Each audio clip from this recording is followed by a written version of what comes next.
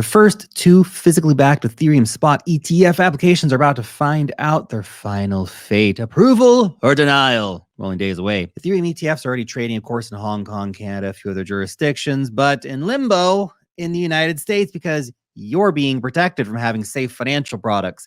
We're now just days away from D-Day. Will we see the SEC finally approve the first Ethereum spot ETFs in the USA? In this video, I'm going to try to break down the situation for you, what we know right now, what the heck is going on with these Ethereum ETF applications, the 3 warning signs that show, we're probably going to get a denial. Fingers crossed, of course, that we still beat the odds and get an approval.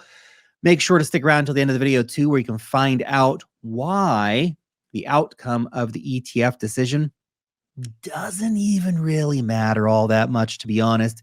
Ethereum's price, aside from maybe a little hiccup on the day or a few days after, probably going to be okay. And of course, what could happen next? Well, right now, there are 7 applications on the SEC's desk for a spot Ethereum ETF, including from BlackRock. In the months leading up to the Bitcoin ETF approval in January of this year, an Ethereum ETF felt like a certainty, man. The good times were rolling. It was great. At one point, the approval odds were at 70% from key Bloomberg ETF analysts. It sounded like a matter of just when, not if. And honestly, I still believe it's when, not if. I think that's still the case, but the when may not be as soon as we want it to be. But after a series of delays, the odds have gotten less and less for an approval on May 23rd.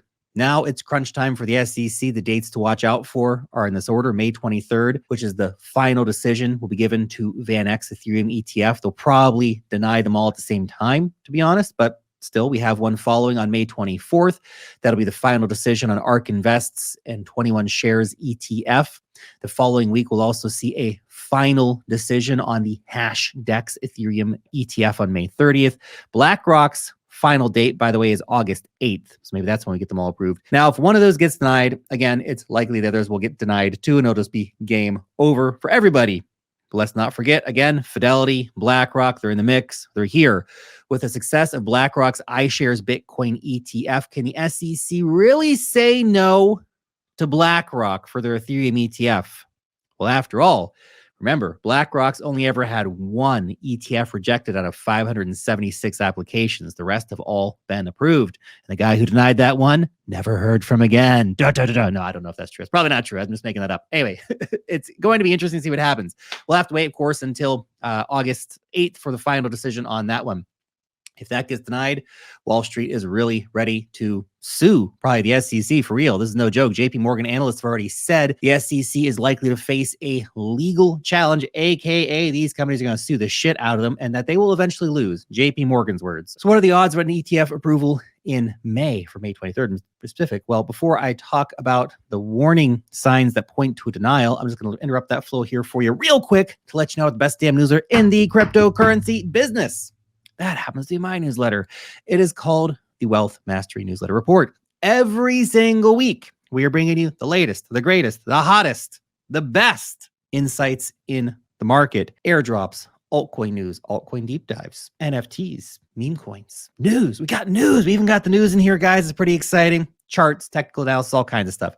You can join our 125,000 plus weekly readers and sign up for free using the link down below in the description or over on the pinned comment on X. Now, unless you have been living under a rock, I'm sure that you will have noticed the difference between the run-up to the Bitcoin ETF approvals and the ongoing Ethereum ETF saga. It's crickets out here, man. It's crickets. Ethereum pessimism, very high right now. A night and day difference. That's your first warning sign. There's been radio silence from the SEC and barely any amendments filed. We did have a few the other day removing staking. Maybe that's just a last Hail Mary pass. We'll see, but it ain't looking good right now.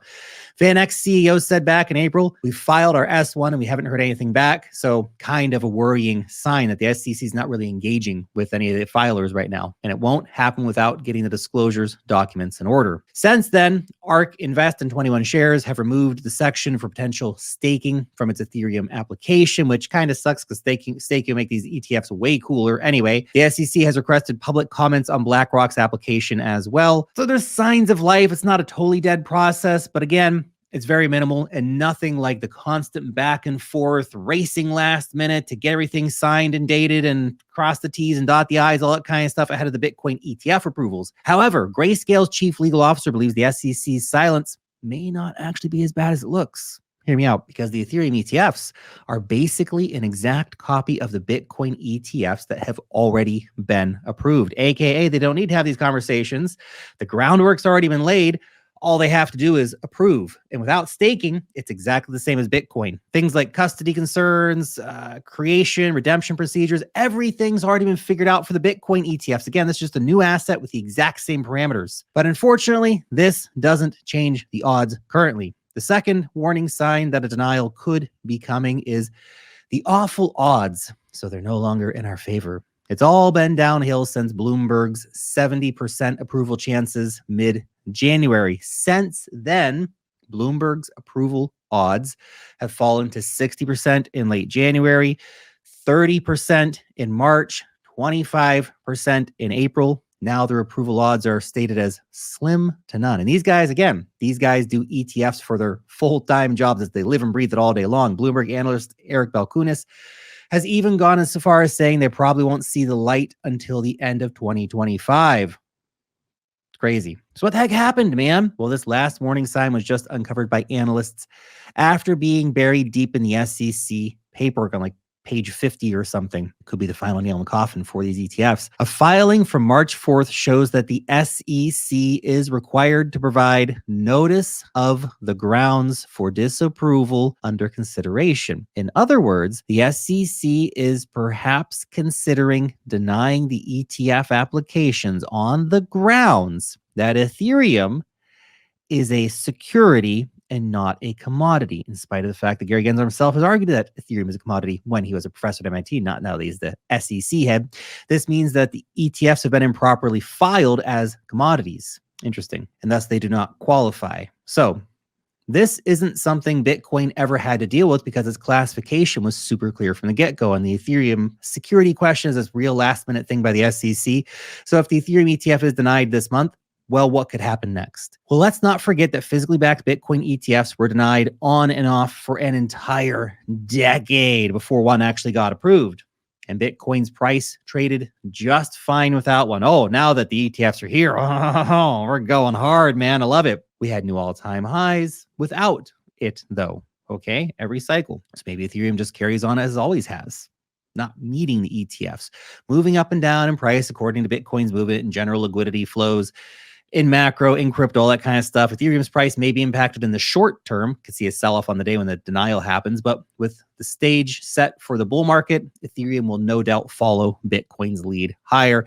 And if you believe an Ethereum ETF is still a matter of when, not if, then traders, of course, will be focused on the when part by accumulating for when it does happen and when those fireworks finally do get set off. In the meantime, Ethereum still has a massive opportunity for growth without the ETF, right? Staked supply going up all the time. The amount of staked Ethereum has grown by 78% since its Shanghai upgrade in April of 2023. Only 27% of the circulating supply of Ethereum is currently being staked, which is massive, but also still leaves a lot of room. Ethereum is the biggest proof of stake blockchain by market cap, but when you compare its staked supply to other layer one blockchains like Solana or Sui, for example, they tend to range between 48 all the way up to 81% staked.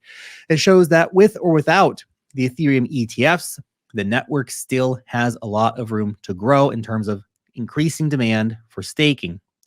And this is only just the beginning, not the end, especially if we see stuff like liquid staking and restaking and all that stuff to continue to grow on Ethereum layer 2s. And speaking of Ethereum layer 2s, they also are driving huge demand for Ethereum right now. And a lot of that wealth creation will eventually make its way back to the Ethereum mainnet and, of course, the key Ether asset itself. So if Ethereum can continue to drive up the amount of tokens being staked on the network, then, of course, the FOMO may just be enough to push Wall Street to pile on more pressure to the SEC to get those gosh darn ETFs approved, man. Then, of course, depending on what happens in the election, the SEC could see Goldman Gary and his team kicked out the door in favor of a more crypto-friendly ensemble. So whilst there are a bunch of uncertainties right now, markets never like uncertainty, but there are a bunch of uncertainties right now around the future of a spot Ethereum ETF, Wall Street is not going to give up without a fight. They want it. They see the economic opportunity, and they'll get it eventually. Maybe it's just as simple as waiting for August 7th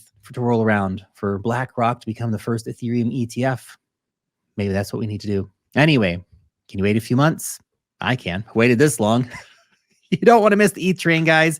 So keep paying attention to what's going on here. I'll keep you guys updated. Let me know in the comments what you think, if we'll get an approval or denial on May 23rd, and I'll see you in the next one. Peace.